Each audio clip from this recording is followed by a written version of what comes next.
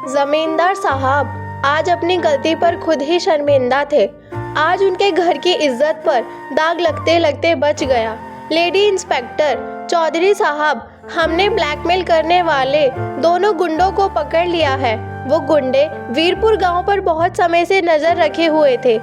वो ये भी जानते थे कि वीरपुर गांव की औरतें खुले में नहाती है, पर हमें खुशी है कि आपकी छोटी बहू सुधा ने जो हिम्मत दिखाई और उन बदमाशों के खिलाफ हमारे पुलिस थाने में रिपोर्ट लिखवाई, उसकी हमें दाद देनी होगी। अच्छा चौधरी साहब, मैं चलती हूँ। नमस्ते। सास, मैंने आपको कितनी बार समझाया था, घर की बहुओं को खुले में नहाना ठीक नहीं, पर आप नहीं माने।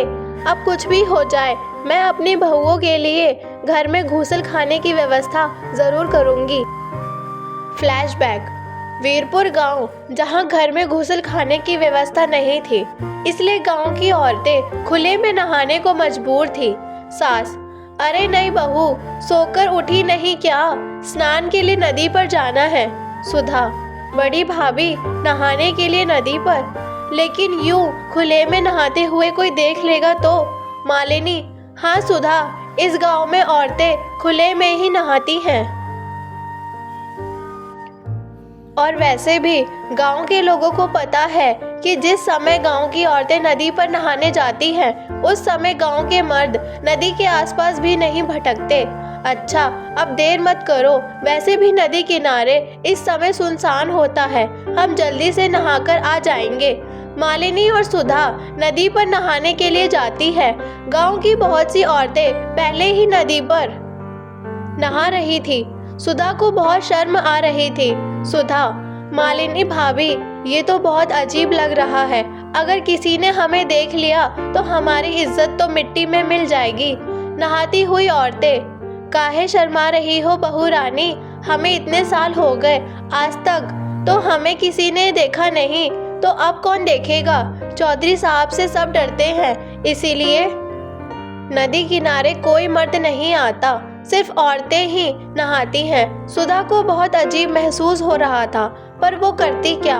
मजबूरी में उसे मालिनी और बाकी की गांव की औरतों के साथ नदी में उतरना ही पड़ता है। बहुत मुश्किल से सुधा नदी में नहाकर घर आती है। अब तो रोजाना ही वो मालिनी और बाकी की गांव की औरतों के साथ नदी पर नहाने लगी।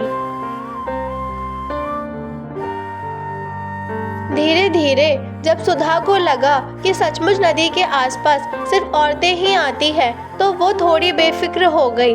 पर एक दिन जब सब बहुएं नदी पर नहा रही थी, सुधा, मालिनी भाभी, लग रहा है कोई हमें देख रहा है। मालिनी, नहीं तो तुम्हारे मन का वहम है। लगता है तुम्हारा डर अभी तक नहीं गया है। चलो जल्दी से नहा लो, फिर घर चलते हैं। अगले दिन भी सुधा को ऐसा ही महसूस हुआ। सुधा, मालिनी भाभी, मैं कह रही हूँ ना कि कोई है जो हमें देखता है। मुझे बार बार गलत महसूस नहीं हो सकता। नहाती हुई औरतें, अरे बहू रानी, तुम बेकार में ही डर रही हो। किसी की इतनी मजाल नहीं जो हमें नहाते हुए देख ले।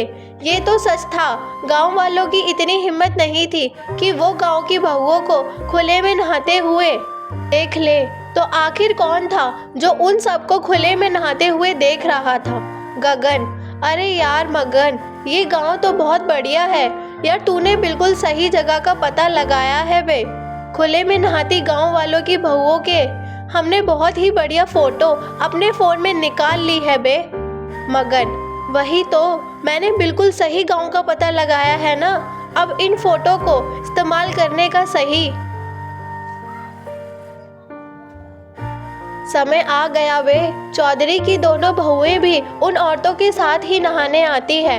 चौधरी की बहुओं को ब्लैकमेल करके अच्छे खासे सोने के जेवर और रुपए ऐंठ लेंगे। और तू तो जानता ही है, ये गांव की भोली भाली बहुएं शर्म से किसी को कुछ नहीं बताएंगी। गगन, तो ठीक है, किसी दिन रास्ता रोककर ये फोटो है उन्हें दिखा देते हैं। मगन, तो देर किस बात की है? कल दिन में जब वे दोनों नहाकर जा रही होंगी, तभी रास्ते में उन्हें पकड़ लेंगे। अगले दिन मालिनी और सुधा नदी पर नहाकर जब हवेली की तरफ जा रही थी, तो नदी से थोड़ी दूर पर जगन और मगन नाम के उन बदमाशों ने उनका रास्ता रोक लिया और उन दोनों को फोटो दिखाने लगे। दोनों बहुएं डर गई। गगन, अब अगर तुम दोनों नहीं चाहती कि ये फोटो गांव में हर कोई देखे या फिर गांव से बाहर और भी जगह ये फोटो पहुंचे, तो जैसे हम कहते हैं वैसे तुम दोनों करोगी। मालिनी, नहीं नहीं, हमारी ये फोटो किसी को मत दिखाना। तुम्हें क्या चाहिए हमें सीधी तरह बता दो। मगन, अगर तुम चाहती हो कि हम ये फोटो किसी को ना दिखाएं और अपने फ़ोन से हटा ले, तो कल दोपहर तक 2 लाख रुपए नगद और सोने के जेवर एक बैग में भरकर तुम दोनों हमें लाकर दोगी। उसके बाद हम यहाँ से चले जाएंगे। मालिनी, ठीक है, तुम चिंता मत करो, हम कल दोपहर तक तुम्हारी ये मांग पूरी कर देंगे। पर तुम तब तक ये फोटो किसी को नहीं दिखाओगे। मालिनी पूरी तरह घबरा चुकी थी।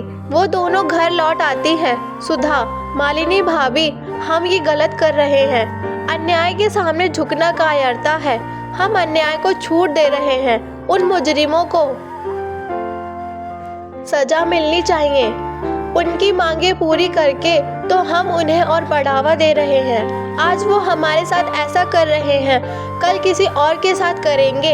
ये सरासर गलत है भाभी। मालिनी, तो हम कर भी क्या सकते हैं सुधा? हमारी फोटो बदमाशों के पास है। हम ये बात किसी से नहीं कह सकते। बदमाश हमारी फोटो हर जगह दिखा देंगे। पर सुधा बहुत हिम्मत वाली थी। वो मालिनी को बिना बताए पुलिस स्टेशन पहुंच जाती है और वहां पर लेडी ऑफिसर को सारी बात बताती है। लेडी इंस्पेक्टर, सुधा, तुम चिंता मत करो, मैंने ऐसे गुंडों को बहुत सीधा किया है। मैं जैसा कहती हूँ वैसा ही करना। पुलिस सुधा की मदद ले चुकी थी। अगले दिन वो मालिनी के साथ बदमाशों की बताई जगह पर पहुंचती है। गुंडे जैसे ही मालिनी और सुधा के पास आते हैं, तभी पुलिस भी वहां पहुंच जाती है। पुलिस को देखकर गुंडे घबरा जाते हैं। लेडी इंस्पेक्टर, पकड़ लो इन गुंडों को। सीधी सादी गांव की औरतों को ब्लैकमेल करके उनके पैसे और जेवर की मांग करते हो। हवलदार, मैडम जी, ये वही गुंडे हैं जिनको आसपास के गांव की पुलिस तलाश कर रही है। इन्होंने पहले भी कुछ गांव की औरतों को ऐसे ही ब्लैकमेल किया था। पुलिस के द्वारा गुंडों को पकड़ने की बात चौधरी के कानों तक पहुंचती है। उन्हें भी अपनी गलती का एहसास हो जाता है। चौधराइन, तुम सच कह रही हो, गलती मेरी ही है। मैं ही पुराने ख्यालों में जी रहा था। मैंने कभी इस और ध्यान ही नहीं दिया कि हमारी बहू बेटियों को किस चीज़ की सबसे ज़रूरत है। मैं वादा करता हूँ इस गांव में हर घर में घूसल खाना होगा, ताकि फिर कभी किसी बहू बेटी के साथ ऐसा ना हो। मालिनी, सुधा, आज तुम्हारी हिम्मत की वजह से हम कितनी बड़ी मुसीबत से बच गए। सुधा, भाभी, ये तो मेरा फर्ज था। मुझे खुशी है कि आज मैंने जो हिम्मत की, उस कारण इस गांव की बहुओं को अब खुले में नहाना नहीं पड़ेगा। गांव की इज्जत अब सुरक्षित रहेगी।